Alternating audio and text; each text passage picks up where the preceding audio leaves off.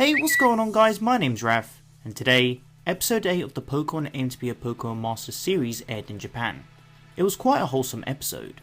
At the end of the episode's airing, we got revealed some new information about the Generation 9 Pokemon Scarlet and Violet anime, and boy, there was so much hype revealed. There's a bunch of information to cover, so let's jump straight into it. Don't forget to leave this video a like to show your support, and I'll be sure to bring out my next video shortly. Make sure to subscribe if you haven't already to keep up to date, and without further ado, let's begin.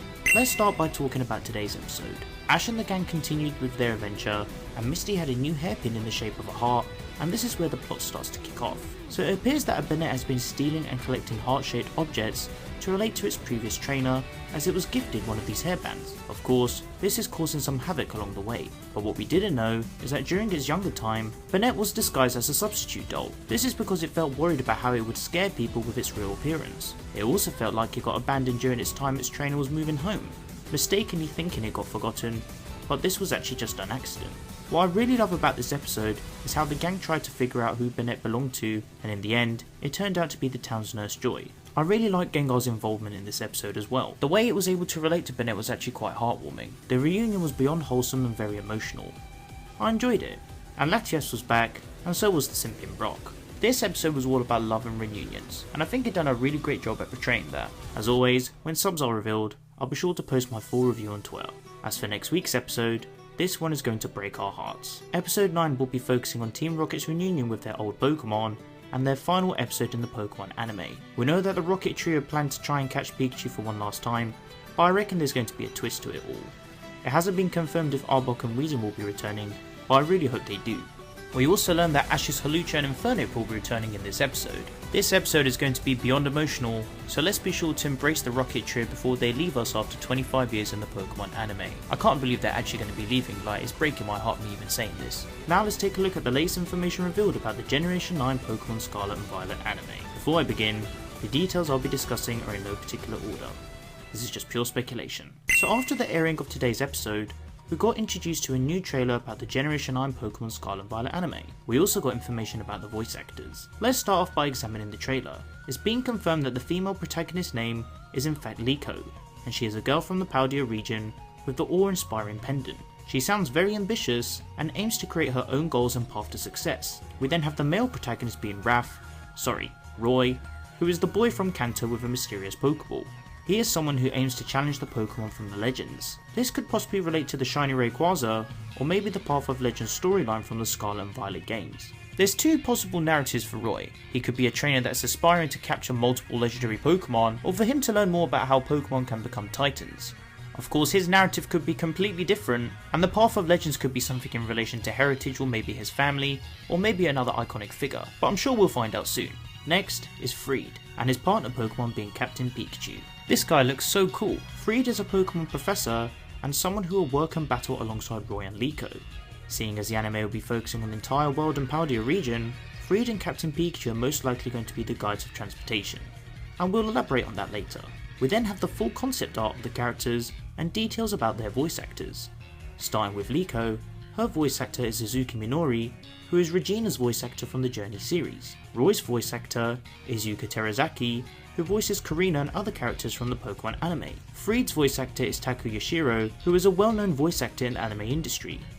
And finally, we have Pikachu's voice actor, being the famous Ikuya Otana, who will be returning to reprise the role as Pikachu. Thanks to Degasu for translating the full creative team and crew involved in the series. The rest of the trailer shows us Liko encountering Sprigatito for the first time, possibly acquiring the Pokemon at that moment. We also then see Liko with a classmate, as she appears to be someone who is at school, or possibly one of the academies relating to the Scarlet and Violet games. Maybe Liko will leave school to start her Pokemon adventure, or maybe study at the same time whilst doing this. We then see a nice frame of Liko and Sprigatito before being introduced to a new character. This character's name hasn't been confirmed, but from the initial look, it seems like he could be an antagonist. He also appears to have a Ceruledge, which looks incredible in the anime art style. Freed is then shown on a Charizard, and it looks like the Kanto starter will be keeping its popular reputation throughout the anime and franchise. We then see the last two frames of Liko commanding Sprigatito to fight, possibly relating to the battle with the Ceruledge. At the end of the trailer, we got to see the first look at the key visual poster, and it's being confirmed that the first episode will be a 1 hour long special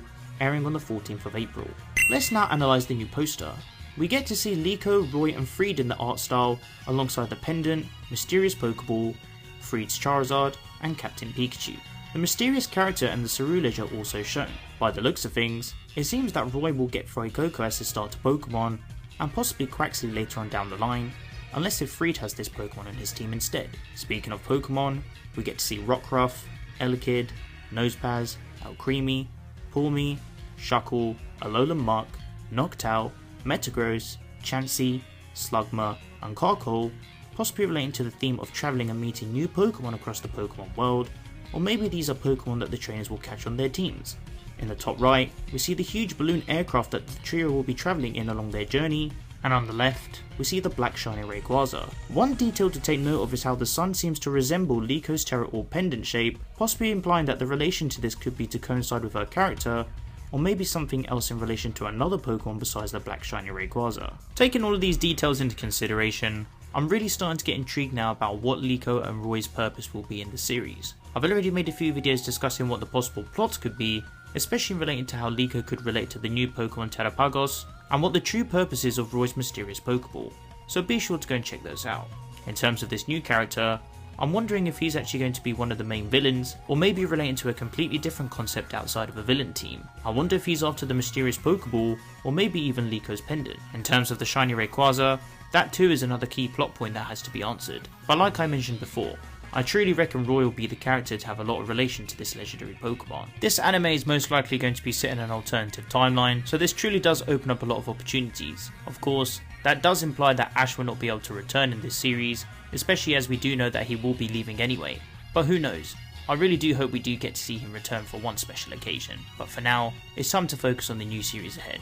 Wow, so much new information was revealed about the upcoming series, and I'm super excited. I'm sure new information is to follow, and when it gets revealed, I'll be sure to keep you all updated. We're starting to slowly transition now into the next generation of the Pokemon anime, and I'm sure there's going to be loads of surprises along the way. I'm really looking forward to covering all of the new information in regards to this anime, but don't worry though, we still have Ash Ketchum for a couple more weeks, before him and Pikachu leave the anime after 25 years. So let's be sure to embrace everything whilst we still get the chance. But why not let me know what you guys think in the comment section down below. If you guys would like to interact with me, then be sure to follow me on Twitter and join the Team Pokécraft Discord server to discuss all things Pokemon. You can find the rest of my social networks on screen and in the description below. If you enjoyed the video, then be sure to leave it a like, as your support is greatly appreciated.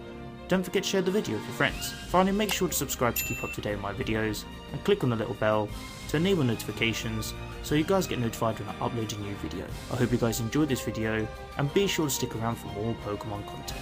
Thank you so much for watching, and I'll catch you guys in the next one. Peace.